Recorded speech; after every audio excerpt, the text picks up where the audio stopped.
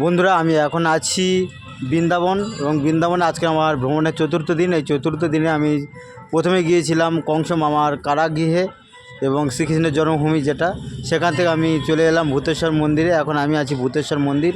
এই ভূতেশ্বর মন্দিরের ঠিক সামনে থেকে তোমাদেরকে আমি ভিডিওটি করে দেখাচ্ছি, দেখতে থাকো। এখন এই ভূতেশ্বর মন্দিরেই প্রবেশ করেছি। ভূতেশ্বর মন্দিরের ভিতরটা জাস্ট তোমাদেরকে একটু দেখিয়ে নিচ্ছি।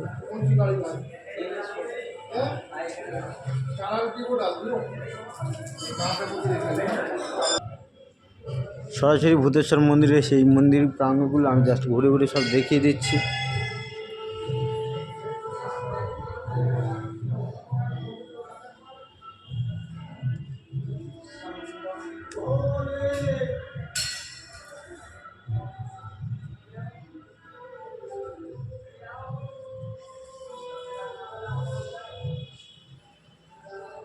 অনেকটাই ঘুরে ঘুরে দেখলাম ভূতেশ্বর মন্দিরে এই সেই প্রাচীন বট গাছ এবং এখানে বসার জায়গা করে রেখেছে দাঁড়ানো করে।